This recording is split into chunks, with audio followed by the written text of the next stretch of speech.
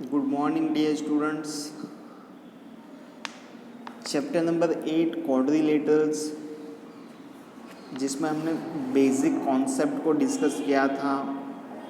What is quadrilaterals, after that types of quadrilaterals हमने पढ़े थे, जिसमें हमने डिफरेंट टाइप्स देखे थे क्वाड्रिलेटरल्स के। उसके बाद उसकी प्रॉपर्टीज़ के बारे में भी हमने डिस्कस किया था, राइट। नाउ अब हम थियरम्स जो समझेंगे, जिसमें से फर्स्ट थियरम जो है 8.1, वो exam point of view important है, उसका डेरिवेशन आ सकता है, बराबर। अदरवाइज बाकी सब आपको कॉन्सेप्ट क्लियर करने के लिए नेसेसरी है। Okay, so theorem number 1, 8.1, a diagonal of a parallelogram divides it into two congruent triangle। मतलब कि जो डायगोनल होगा स्टूडेंट्स, जो डायगोनल होगा AC, वो जो क्वाड्रिलेटरल्स है उसको टू इक्वल कॉन्ग्रुएंट ट्राइंगल में डिवाइड करेगा। Okay, so first of all यहाँ पे आप देख सकते हो कि ABCD be a parallelogram and CD be a diagonal. मतलब AC with a diagonal, AC diagonal है, ABCD पैरेललोग्राम है।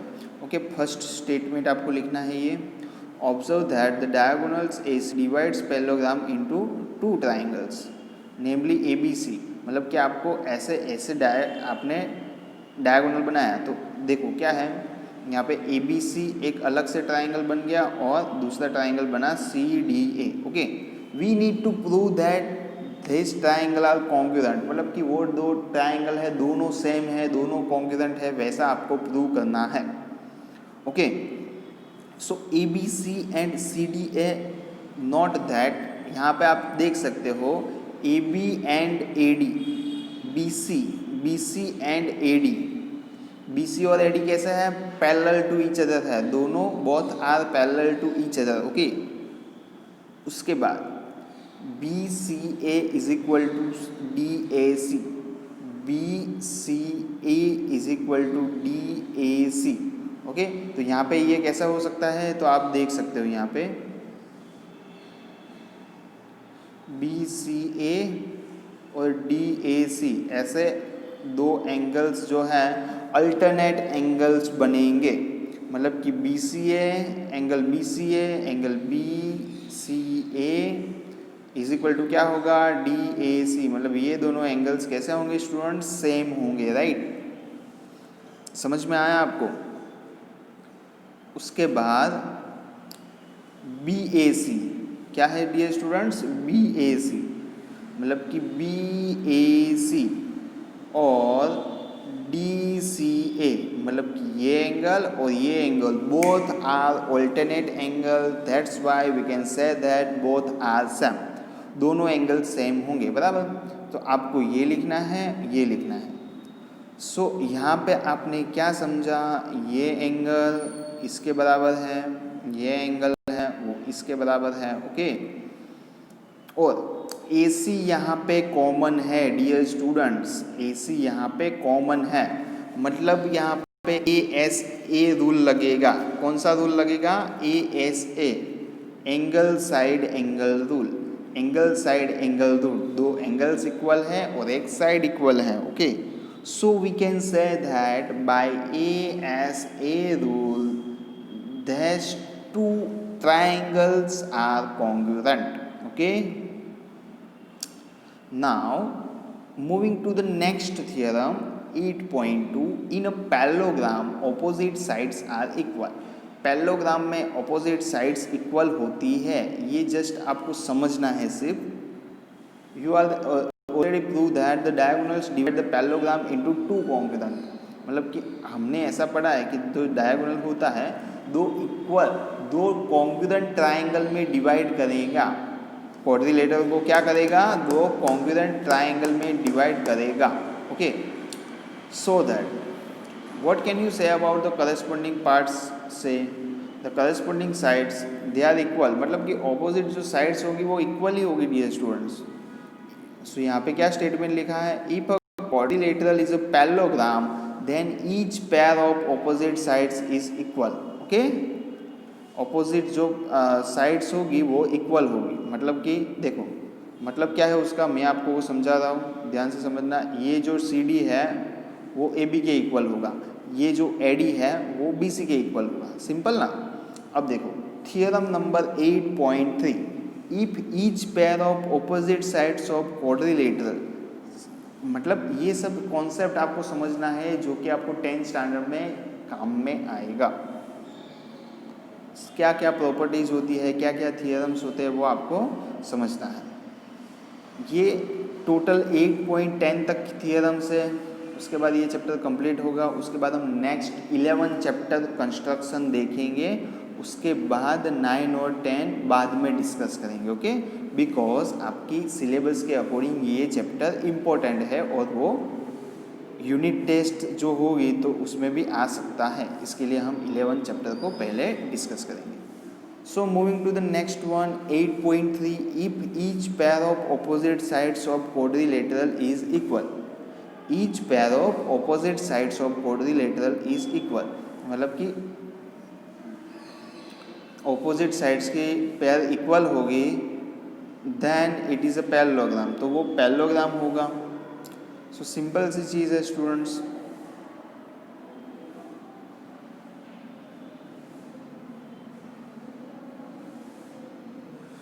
ये आपको समझना है कि यहाँ पे फर्स्ट हमने थियरम में क्या पढ़ा है, फर्स्ट थियरम में हमने 8.2 में ऐसा पढ़ा कि अगर ओपोजिट साइड्स जो इक्वल होगी तो वो पैरेललोग्राम होगा।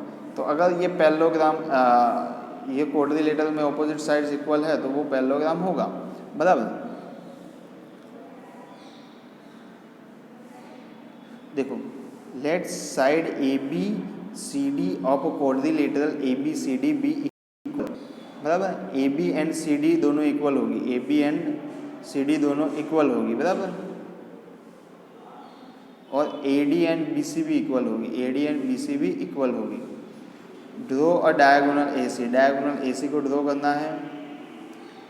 सो यहाँ पे क्या है, यहाँ पे हमने पहले ही पढ़ा है थियरम नंबर 1 में कि दो कॉन्ग्रुएंट ट्राइंगल बनेंगे, डायगोनल जो होगा दो कॉन्ग्रुएंट ट्राइंगल में डिवाइड करेगा किसको, तो क्वाड्रिलेटरल को, बराबर।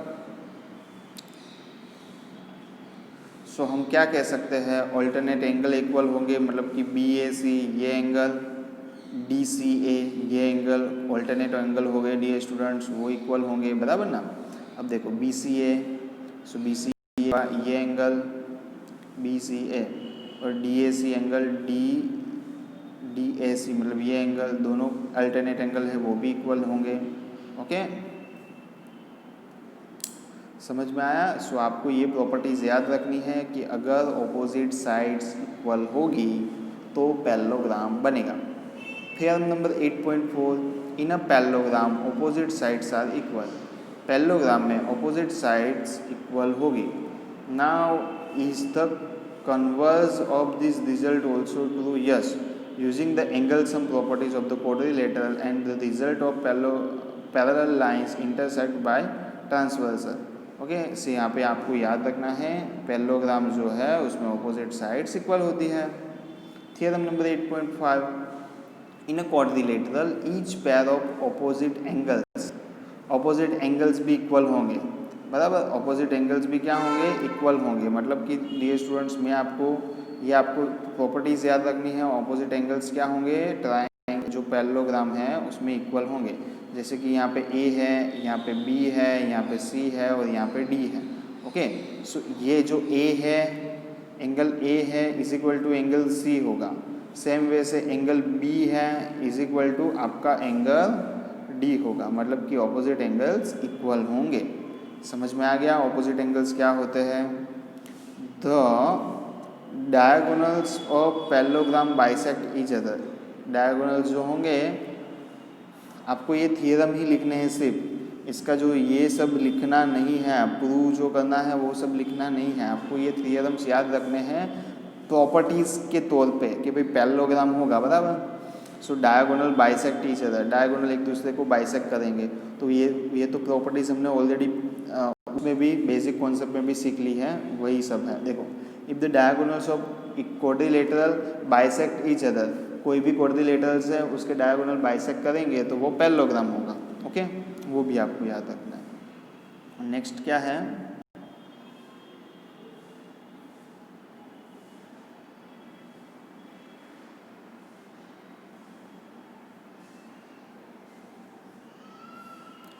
yes, a quadrilateral is a parallelogram if the pair of opposite sides is equal and parallel। अभी देखो, pair of opposite sides equal तो होगी but parallel to each other होगी। ये है जो है सी डी, वो ए बी के पैरेलल है, ये जो है ए बी वो सी डी के पैरेलल है। ओके, मतलब कि पैरेलल भी होगी और इक्वल भी होगी। Simple dear students. सो ये आपको थियरम्स भी बेसिक कॉन्सेप्ट के बाद लिख देने हैं। अब देखो, the line segment joining the mid point of two sides, जो mid points of two sides है, सपोज ये ए बी साइड है उसका mid point, A C side है उसका मिड पॉइंट, बराबर, of a triangle is parallel to the third side. मतलब वो जो मिड पॉइंट है उसको मैं ज्वाइन कर देंगे तो जो लाइन सेगमेंट मिलेगा, ये मैंने डाल किया वो लाइन सेगमेंट हो, वो तीसरी साइड कौन सी, तो बाकी बची वो तीसरी साइड बी सी है, उसके पैरेलल होंगे। तो ये भी मैंने कॉन्सेप्ट थियरम आपको डिस्कस किया था ऑलरेडी, बट आपको नंबर याद रखना है कि भाई थियरम नंबर 8.9 है ये। ओके, देखो थियरम नंबर 8.10 क्या है इसमें, the line segment drawn through the mid point of one side of a triangle parallel to another sides bisect the third side.